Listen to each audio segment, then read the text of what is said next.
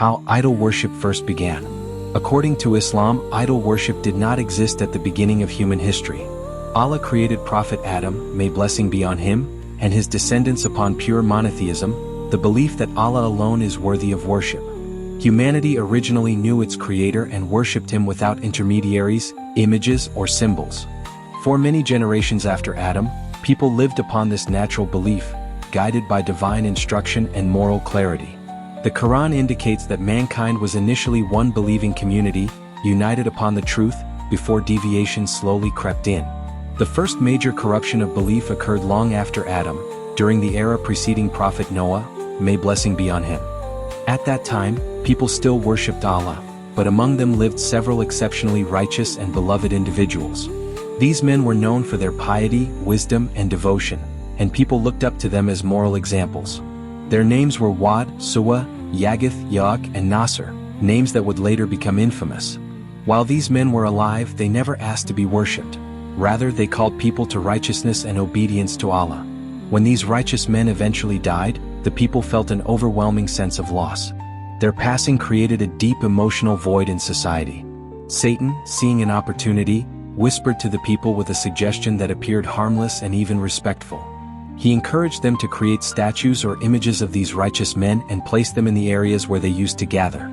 His intention, he claimed, was simply to help people remember their goodness and feel motivated to worship Allah by recalling their examples. At this stage, the people did not worship the statues, nor did they believe them to be divine. They were merely symbols of remembrance. Time passed and generations changed. The people who had known the original purpose of the statues gradually died, and a new generation grew up without knowledge of their history.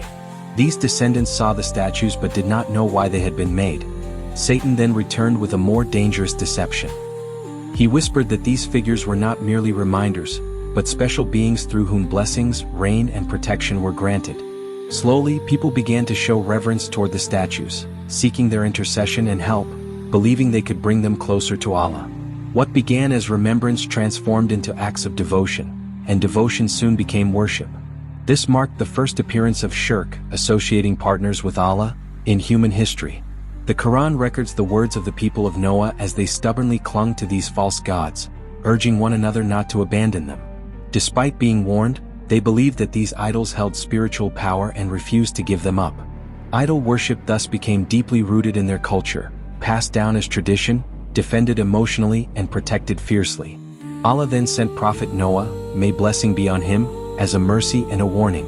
For 950 years, Noah patiently called his people back to worship Allah alone. He reminded them that these idols could neither benefit nor harm them and that worship belonged only to the Creator of the heavens and the earth. He preached openly and privately during the day and night, with compassion and perseverance. However, most of his people rejected his message, choosing instead to follow their ancestors and the traditions built around idol worship. When they persisted in disbelief and shirk despite clear warnings, Allah punished them with the great flood, saving only Noah and those who believed with him. This event was not only a punishment but also a powerful lesson for all future generations, that shirk leads to destruction, and that Allah's mercy does not prevent his justice when people persist in rebellion. Despite this clear warning, idol worship re-emerged in later generations. Satan continued using the same method, exaggerating the status of righteous people, prophets, angels, or celestial bodies. Over time, different civilizations adopted idols in various forms, sometimes claiming they were gods themselves, and other times claiming they were intercessors who brought people closer to Allah. This pattern repeated itself in many cultures throughout history. In pre-Islamic Arabia, idol worship had once again become widespread. The Kaaba itself, originally built for the worship of Allah alone, was surrounded by idols such as Hubal, Al-Lat, Al-Uzza, and Manat. The Arabs did not usually deny Allah's existence. Rather, they claimed that these idols acted as intermediaries between them and Allah. The Quran strongly rejected this justification, declaring that worship and intercession belong to Allah alone and that no created being shares in his divinity. Islam therefore teaches that idol worship never begins suddenly. It starts with emotional attachment, then symbolic acts, then exaggerated reverence, and finally full worship.